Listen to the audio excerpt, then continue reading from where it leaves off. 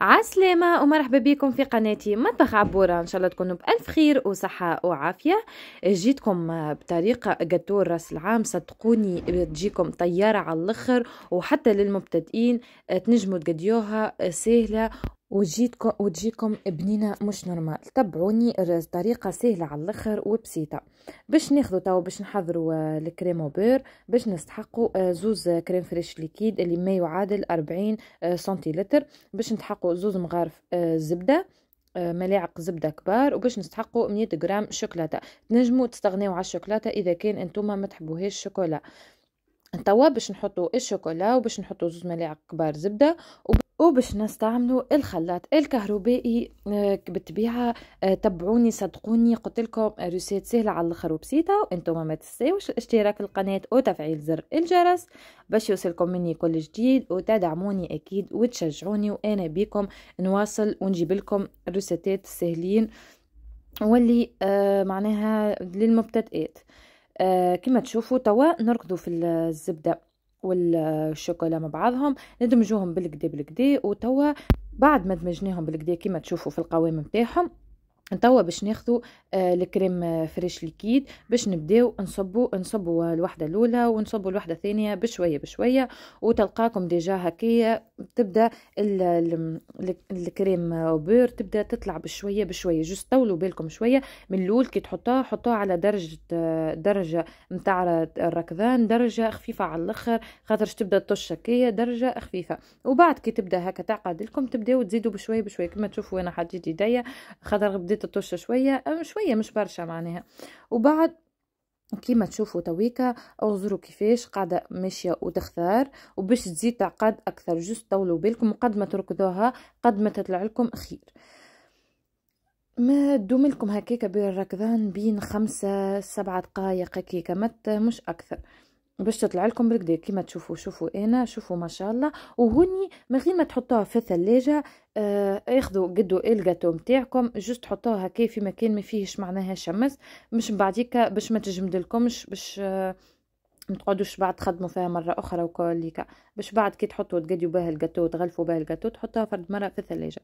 وبطبيعه توا باش نتعداو البات جينواز. نستحقوا 4 بيض، باش نستحقوا 6 ملاعق سكر، باش نستحقوا 4 ملاعق كبار فرينه، باش نستحقوا 4 ملاعق ماء و6 ملاعق زيت، باش نستحقوا جود فاني. تبعوني تويكا باش نستحقوا بياض البيض. فصلنا الصفار على البياض، توا باش نستحقوا البياض. باش ناخذوا توا نركضوا فيهم بالكدا بالكدا. تنجموا تزيدوا هنايا رشه ملح للابيض. بالطبيعه تبداو تركضوا فيها لين تحسوها كي تبدا البياض يبدا هكا يبيض، تراو القوام تاعو كيفاش. باش نزيدوا 3 ملاعق سكر، اما بالملعقه كل مره نزيدوا ملعقه من غير لا نقصوا على الخلاط الكهربائي. كيما تشوفوا نزيدوا ملعقه ندمجوا السكر مع البيض، وبعد نزيدوا ملعقه اخرى حسيلو 3 ملاعق. في الجاتو نتاعنا باش نستحقوا 6 ملاعق، 3 البيض و3 الصفار البيض. وكيما تشوفوا شوفوا بدات تطلع تويكا. هوني انا حطيت 3 ملاعق، وكيما تشوفوا نخليها لين كي القوام تاعها باش تعرفوها كي تقلبوا الاناء نتاع البياض ما يتقلب لكمش. بعد نوريكم كيفاش. شوفوا كيفاش هكايا بالضبط. وتوا باش نتعداو لصفار البيض. باش نحطوا صفار البيض ناخذوا نركضوه بالطبيعه ندمجوهم مع بعضهم. وبعد زاده كالعاده باش نزيدوا 3 ملاعق سكر.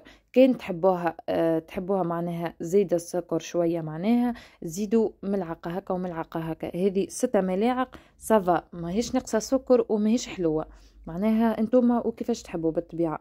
توا هوني زدت الملعقه الاولى وندمجوها من بعضها. توا زدت الملعقه الثانيه. كما تشوفوا ما تمليتليش بالقداش، نزيدها شويه معناها تبدا مليان هكا سافا محترمه نقولوا احنا.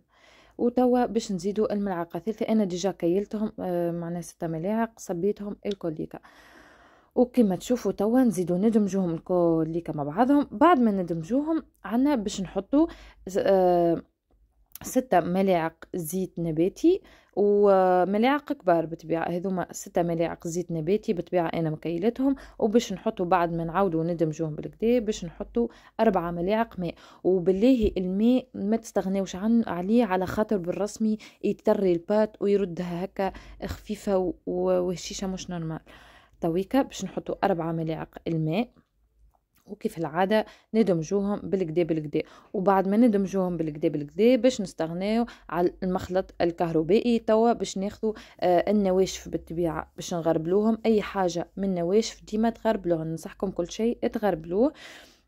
وبالطبيعة معناها طريقة ديجا هاكم تشوفوا تويكا طريقة سهلة على الاخر وبسيطة. بحاجة أخرى، أنا هوني بعد ما كملتهم كليكا نسيت شو نقولكم، أنا هوني ما عملتهاش الشوكولا، عملتها بالجود فانيغو فاني. هذيا أي معناها تمشي اللي يبيعوا المستلزمات الجاتو كليكا تلقى عنده، قولوا دبوست الجو فاني السائل. ديجا زدت منه شوية ما يعادل نصف ملعقة كبيرة، يبنى مش نورمال زادة، يعطي بنة للجاتو مش نورمال، للجنواز مش نورمال. وتوا هني عندي 6 ملاعق فارينة باش نغربلوهم بالطبيعة وباش نخلطوهم. تحبوا تزيدوا كاكاو حطوا 2 ملاعق كاكاو كبار و4 فارينة، معناها باش تجيكم شوكولا، تجيكم البات غامقة. وكما تشوفوا تويكا بعد ما كملنا قادينهم بالكدا، توا البياض اللي حركناه بالسباتيول ما نخلطوهاش تتراو كيفاش نبدا نعمل فيها. نحطوا البياض ونبداو ندخلوا فيها هكايا بالسياسه بالسياسه لين نتحصلوا على التكستور اللي حشنا بيه. وبالطبيعة انتم ما تنساوش بالاشتراك بالقناة وتفعيل زر الجرس باش يوصلكم مني كل جديد، وتدعموني وتشجعوني. كما تشوفوا توا القوام، توا باش نحط الطبق اللي باش نخدمه. انا هوني خديت طبق بلا، من بعد باش نقصهم على الشكل اللي حشتي بيه، وباش ناخو اطباق نحط فيه الزيت كما تشوفوا بسباتول ندهن الطبق، وبعد باش نحط بابي كويسون وبشويه الزيت اللي مازالت في السباتول ندهن بها البابي كويسون شويه بركه من الفوق باش ما تلصقلناش برشا في البابي كويسون. وكما تشوفوا توا نحطوا الخليط ونحاولوا نحطوهم قد مشيها منا ومشيها منا كما تشوفوا هكا دردعوهم، وحطوا حاولوا حطوها في بلاصه هكا مطلوقه باش ما تجيكمش بلاصه اعلى من بلاصه معناها. وتوا نحاول كما تشوفوا نبدا بسباتول نحاول كيفاش يطلع لي معناها مطلوقه هكا، وباش نحطها في درجة حرارة 180 في ساعة ما تطيب بين 10 و 15 دقيقة. تيب لكم ديجا يبدا هكا تحمار من الفوق وتقعد لكم طرية كما تشوفوا هكا حمارت لنا شوية من الفوق. توا باش نقلبوها نحطوا منديلة وسهلة على الاخر، تقلبوها ضربة واحدة هكايا وتنحيوا البابي كويسون وتخليوها تبرد قبل ما تقصوها. توا وهوني انا خديت القالب هذايا باش نقصها 4 دورات، وبالطبيعة جيت ناقصة شوية الدورة اللي مغادي باش الزايدة كي نلفقوا بها شوية، معناها ناخذوا التريكن تشوفوا معناها تاخذوا هكايا تحطوها مثال دورة ناقصة شوية من الزايد اللي قصيناه تحطوا شوية هكا. بالطبيعة انتم تتفلسفوا كيفاش، وبالطبيعة ذوكم الناقصين حطوهم في الوسط صدقا، معناها قلت لكم اللي معناها باش نلفقوا هكا. جيت قدامكم ونقول لكم راني باش نلصق هذا في هذا باش تكون لنا جاتو متماسكه بالطبيعه ما تبداش ناقصه هكا شويه. يلزمنا نحيو شويه من الاطراف ونحطوا في البارتيات الناقصه. وكما تشوفوا تويكا بعد ما حضرنا الكعبات نتاعنا الكوليكا وهوني ديجا انا بردولي باش نتعداو تويكا المراحل باش نوريكم كيفاش. قلت لكم طريقه سهله على الاخر وبسيطه. وبالنسبه توا للبات باش نسقيوها باش نحطوا 3 ملاعق سكر في شويه ماء ونخليهم يغليو مده دقيقتين 3 دقائق. وبعديك نوريكم ديجا الكونتيتي نتاع الماء كما تشوفوا هيك الكونتيتي نتاع الماء خليهم يغليو 3 دقائق، وهذوكم اللي باش نشحروا بهم. بالنسبه كان عملتوها شوكولا اعملوا بالنسكافيه، حطوا ماء سخنوه على الاخر مع النسكافيه كما تشوفوا سقيوها بالكدا بالكدا. قد ما تسقيوها قد ما البات تجيكم بنينه على الاخر، سقيوها بالكدا بالكدا. وتوا باش نحطوا الكريمه اللي حضرناها من غير ما حطيناها في الثلاجه، نحطوا الكريمه ذيك وبعد باش نحطوها في الثلاجة، خاطر كان نحطوها في الثلاجة راهي باش تشد الشكل متاعها، ترسيلنا نعاودو نضربوها بالخلاط الكهربائي. كيما تشوفوا تويكا تسيسوها بشوية بشوية، وطولوا بالكم عليها بالطبيعة، تو تجيكم طيارة على الاخر. بالطبيعة لكم الاختيار شنو تحطوا. انا هوني حطيت لوز وبوفريوة، هروشتهم بالطبيعة، وحطيت معناها فوق الباتو بور. كما تشوفوا حطيت، تنجموا زادة تعملوها بالغلة في عوض الفيكيا، انا هوني عملتها بالفيكيا، تنجموا تعملوها بالغلة، لكم كامل الاختيار. وبالطبيعة كيف العادة تويكا تعاودوا تحطوا البات كما تشوفوا تويكا، باش نحط البات الناقصة وباش ناخو طرف اخرى ناقصة، معناها من الاطرف اللي فضلولنا. وكما تشوفوا باش الجاتو حتى ما تجينيش طايحة هكا، بارتي طايحة وبارتي لا. بالطبيعة توا باش تعاود تسقيوها بالكدا، ديما تسقيو الجاتو بالكدا قد ما تسقيوها قد ما تجيكم بنينة. بالنسبة ليا انا تعلمت الجاتو توا معناها الحقيقة متاع ربي نتسمى مبتدئة ونجحت في الجاتو. صحيح ناقصة شوية فينيسيون وفازيتا كيكة، اما انا جبت لكم جاتو للمبتدئات، صدقوني قلت لكم بنينة وتجيكم حتى خير من اللي تشريوها من الباتسوريات الراس العام. وكما تشوفوا كالعادة تعاود تعمل الكريمو بور، وبعد نعاود الفيكيا، وبعد هيك نكملوا لي زيتاب. نخليكم تتفرجوا في لي زيتاب على راحتكم، وبعد تنرجع لكم كي تلقاني في الفينيسيون الاخرانيه.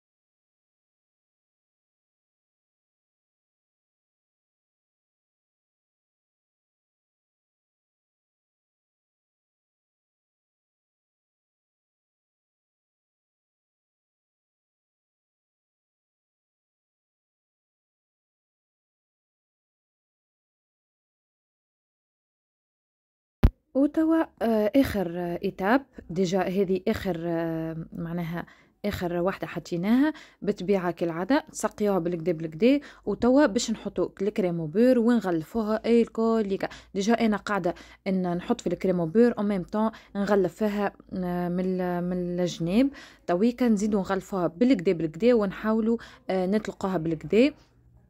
تنجموا تطلقوها بالسباتيول كما تنجموا سكينه متاع الخبز هذيك من تالي متاعها مطلقاها ارطب هكايا تمشيوا عليها. اذا كان ما عندكمش بالطبيعه الفازيت متاع الجاتو، معناها حتى ما عندكمش ما تحيروش. كما تشوفوا تسيسها بشويه بشويه. عاش قلت لكم ما تحطوهاش في الفريجيدير باش تلقاها معناها طريه هكايا تطوعكم معناها في الخدمه. وبالطبيعة تو نوريكم الريزولتا فينال كيفاش جاتني هكا بالضبط. قلت لكم انا بالطبيعه مانيش هكا بروفيسيونيل برشا برشا، جست هكا مديت لكم وديتكم بروسيت بنينه. كما تشوفوا توا حطيتها في الثلاجه، بعد نص ساعه رجعت لها ذوبت الشوكولاته باش نعمل ديكور هكايا للجاتو. بالطبيعه انتم شنو تحبوا تحطوا، انا جست نوريكم هكايا شويه معناها شويه زينه باش كان تقديو كيفي تنجموا تزينوها تغلفوها كلها بالفاكهه من الفوق، كيما تنجموا تحطوا شوكولا كهو من الفوق، كما تزينوها كلها بالشوكولا، لكم كامل الاختيار. توا هوني انا حطيت الشوكولا كما تشوفوا هكايا، وبعد باش نزينها من الفوق بالفستق، وعندي هكا شوكولا هذيك خذيتها من الحاضره معناها زينت بها من الفوق هكا باش نعطي منظر مزيان. شوفوا كيفاش انا بلحطها من الفوق، اما ميساش بعد باش نزينها من الفوق بالفستق تو ما تظهرليش برشا من الفوق. كما تشوفوا توا باش ناخو الفستق باش نزينها من الفوق بالفستق، وبعد باش نزينها بالشوكولا. بالطبيعه ان شاء الله يكون عجبكم فيديو اليوم، ان شاء الله تعطيوني رايكم. بالطبيعه صدقوني جات بنينه على الاخر، هذه اللي نحكي لكم عليه، اللي الجاتو جات بنينه بنينه بنينه على الاخر. ننصحكم تجربوها وتعطيني رايكم في الكومنتات، وبالطبيعه ما تنساوش الاشتراك في القناه وتفعيل زر الجرس باش يوصلكم مني كل جديد، وتدعموني وتشجعوني. وانا بقدرة ربي مادامكم تشجعوا فيا انا نوصل لكم ونجيب لكم الريسيتات السهلة والبسيطة. وبالطبيعة انا هوني ما بقى كان نقول لكم باي باي، خليكم تتفرجوا في الفيديو على راحتكم وباش تشوفوا الجاتو من داخل كيفاش روعة روعة روعة. باي باي.